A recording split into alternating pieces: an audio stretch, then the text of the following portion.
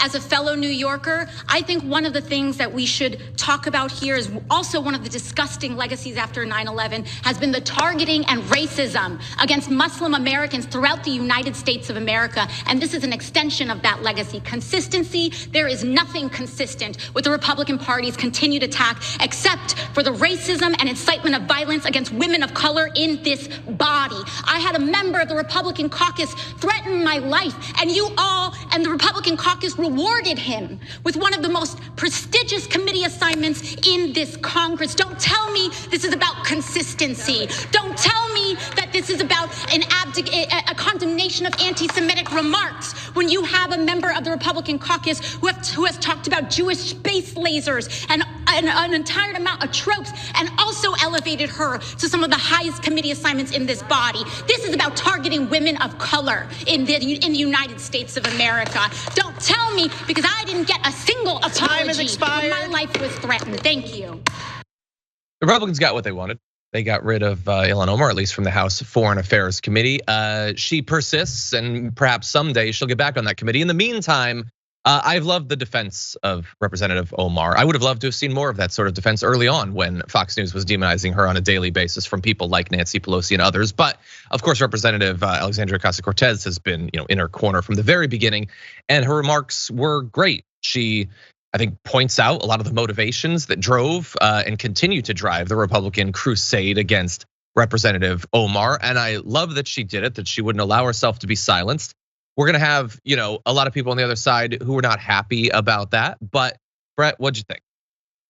I mean, she's right, and it's very obvious. Now, what's happening generally is people like to say, I know the crazies are gonna crazy, but people somewhat in the quote middle of the sanity spectrum loved the easy ones, which are like, oh, I'll just say the far right and the far left, and I'll equate them. I'll say that Marjorie Taylor Greene is the equal and opposite of AOC Ilhan Omar. That's not the case.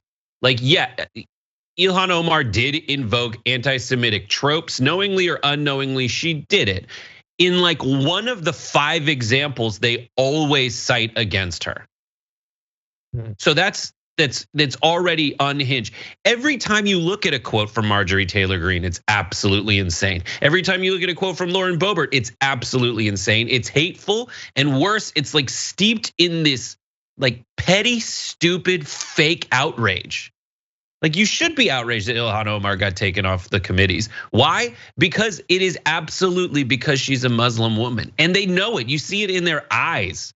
The fact that she wears a covering over her head makes them absolutely furious. And worse, they know it's easy because they're children on a play yard. They're looking for things that are different and being mean about them, hoping that the people around them will cheer and clap and give them clout and a seat at the cool kids table. Yeah, 100%. And some of them probably, genuinely, the new class of people like Marjorie Greene, probably actually personally are filled with those same sorts of resentments. She is a person who would have just watched a bunch of Fox News, consumed a bunch of conspiracy theories from Facebook, and eventually got into Congress. A lot of the other ones are just perfectly happy to use this because they know that their base will eat it up. They have been trained to hate Representative Omar. They've been trained to demand that something happened to her, at the very least getting her off of the committee. Their fantasies about what could happen to Representative Omar obviously go much farther than that. And they will use that to placate the base and get what they really want, which for a lot of these Republicans has absolutely nothing to do with the content of the committees, let alone the membership of the committees.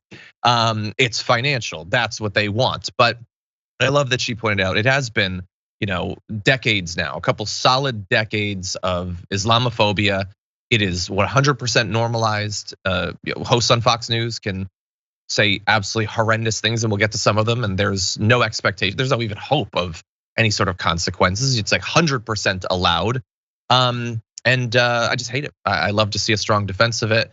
AOC, I think, obviously has a working relationship with Representative Omar, has been friends with her now for a few years, and the idea that she would be taken off of a committee where she could not only lend now her years of experience, but also her unique perspective as the first naturalized person coming from Africa serving on this committee.